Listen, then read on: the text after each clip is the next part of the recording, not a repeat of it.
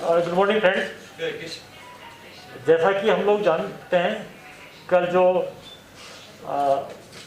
तराल में एक इंसिडेंट हुआ था जिसमें हमारे एक एसपीओ को शहीद कर दिया गया। जब उसकी वाइफ और बेटी बचाने आई तो मिलिटेंट ने उस पर भी अंधाधुंध फायर किया, उसको भी शहीद कर दिया। उसमें जैश मोहम्मद का एक पाकिस्तानी मिलिटेंट था और एक जैश का लोकल मिलिटेंट उसमें इन्वॉल्व था। उसको हम लोग आइडेंटिफाई कर लिए हैं, पीछे पड़े हैं, ट्रैक कर रहे हैं। बहुत ही जल्दी उसको हम लोग न्यूट्रलाइज कर लेंगे। मिलिटेंट ने ये दिखा दिया कि कितना ही बारबरिक होता है। ये टीआरएफ वाले जो क्लेम करते हैं, इनोसेंट को मार को क्लेम करते हैं कि ये इन्फॉर्मर था, मुखबिर था, ये शो करता है कि जो कितने लोग बारबरिक हैं, कितने झूठ बोलते हैं, कितने लोग दुष्ट हैं। लोग, उनकी वाइफ चाहे बेटी कोई किसी का सोर्स नहीं थी। हस्बैंड भी एसपीओ था, बेचारा नौकरी कर रहा था पुलिस में। नौकरी करना कोई गुनाह नहीं। अगर कोई पुलिस वाला एंटी टेररिस्ट ऑपरेशन में भाग लेते हैं तो वो भी गुनाह नहीं, उनका ड्यूटी का पार्ट है। जबकि बेचारा वो कोई एंटी टेररिस्ट ऑपरेशन में इन्वॉल्व नहीं था, वो सिंपल एक एसपीओ था। गरीबी की हालत में लोग नौकरी ऐसा करते हैं पूरा। ये मिलिटेंट का असली चेहरा है। पिछले कुछ दिन में इनोसेंट को, सिविलियन हो या पुलिस वाला जो कहीं छुट्टी पर जाते हैं, अपने घर जाते हैं या मस्जिद के पास नमाज पढ़ने जाते हैं, उसको टारगेट कर रहे हैं लोग। एक सोसाइटी में, एक कश्मीर में एक फेयर साइकोसिस, एक ऐसा माहौल बनाना चाहते हैं कि इनको डर है आने वाले दिन में यहाँ काफ़ी टूरिस्ट आएंगे, लोग आएंगे, यहाँ पर अमन चैन होगा, उसको देखना नहीं चाहते हैं। कुछ पॉजिटिव टॉक भी चल रहा है, उसको भी डिस्टर्ब करना चाहता है। इनका ये मेन मकसद है। यह नहीं चाहता कि यहाँ पर शांति हो, लोग यहाँ पर विकासशील हो, डेवलपमेंट हो, लोग दो पैसा कमाए। इसलिए ये सिविलियन को और इनोसेंट को टारगेट कर रहे हैं लोग।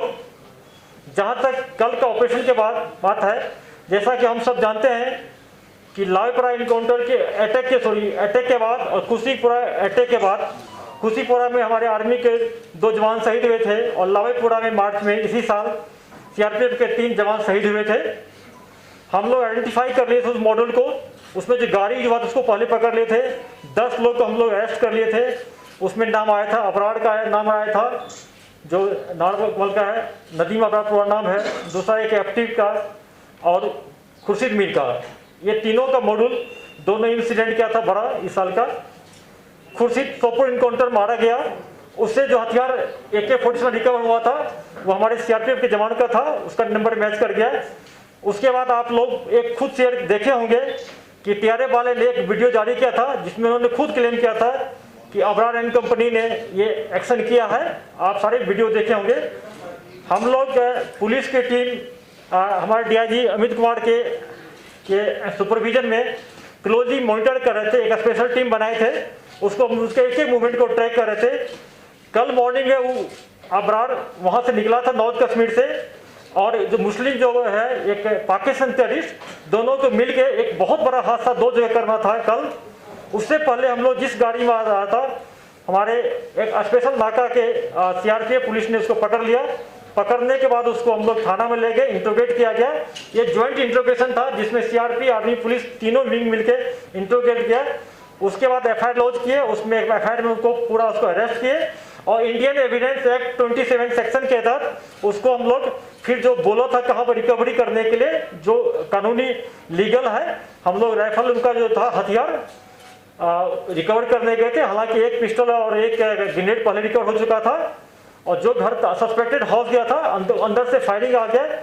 इस फायरिंग में हमारे सीआरपीएफ के एक ऑफिसर, 3 लोग टोटल इंजर्ड हो गए और उसको रीइंफोर्समेंट किया गया। सीआरपी, आर्मी, पुलिस ने कॉर्डन को स्ट्रेंथन कर दिया। फिर इनकाउंटर चलते रहा।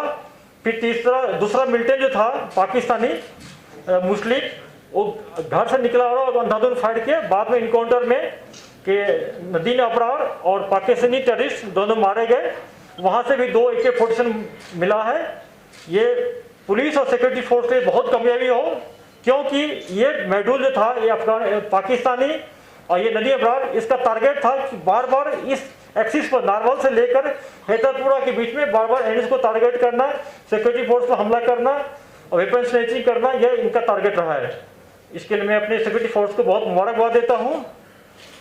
और मैं मेंटेनेंस के पैंट से बार बार फिर से अपील करना चाहता हूँ कि सिक्योरिटी फोर्स पुलिस का फेस देखिए आप लोग। लाइव इनकाउंटर में हम लोग सेंटर लेते हैं, उनको जिंदा रहने का मौका देते हैं कि लाइव इनकाउंटर में, लेकिन अगर कोई टेररिस्ट इस ढंग से इनोसेंट सिविलियन को किलिंग में इन्वॉल्व होगा, सिक्योरिटी फोर्स पुलिस पर अटैक करेगा, उसको हम लोग नहीं छोड़ेंगे। पूरा इंफॉर्मेशन जेनरेट करके उसको न्यूट्रलाइज करते रहेंगे। अगर कोई क्वेश्चन है तो सर, श्रीनगर में जो मॉड्यूल एक्टिवेटेड हैं, आप खासकर जो सिविल लाइंस एरिया जो मोर और लेस मिलिटेंसी फ्री था काफी सालों से, वहां 2-4 अटैक हुए। जैसा कि हम सब जानते हैं कि सितंबर फर्स्ट वीक में हम लोगों ने ये अनाउंस किया था कि श्रीनगर टेररिस्ट फ्री जोन हो गया, सही में हो गया था। उसके बाद सितंबर सेकेंड वीक में एलईटी का एक साकिब जो है बरजुला का एक्टिव हो गया। उसके बाद खुडबनी रेडबनी से जब आर्मी का पुलिस का वहाँ पर बहुत सिक्योरिटी फोर्स का प्रेशर पड़ा तो खुडबनी रेडबनी से शिफ्ट होके अब्बास से श्रीनगर में शेल्टर लिया है।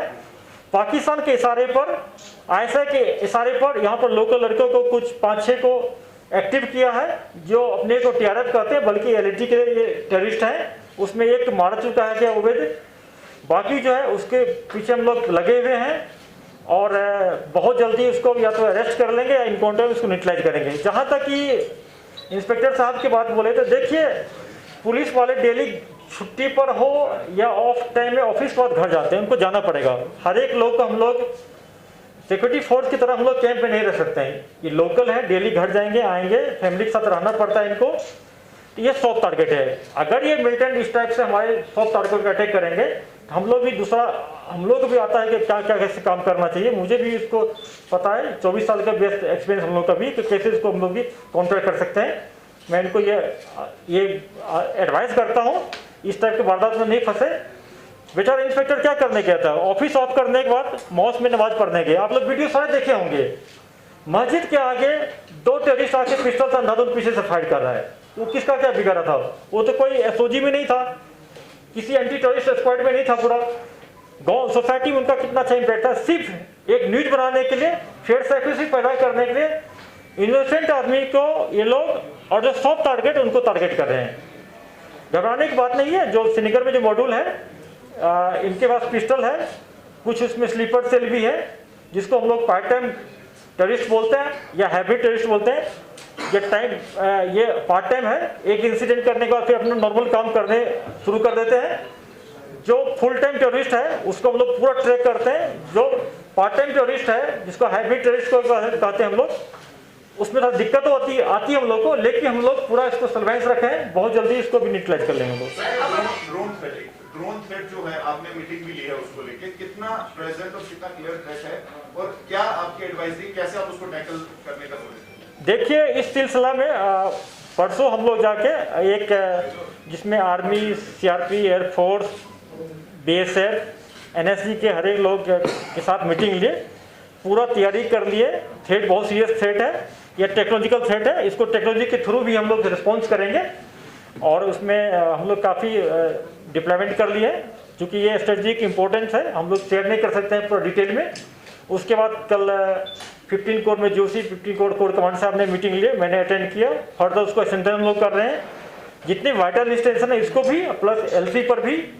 उसके अलावा आज देखे होंगे, जैसा एक डल के एरिया में एक ड्रोन फ्लाई कर रहा था, उसको पुलिस ने जब्त कर लिया, एफआईआर लॉन्च किया, उसको कार्रवाई कर रहे हैं हम लोग।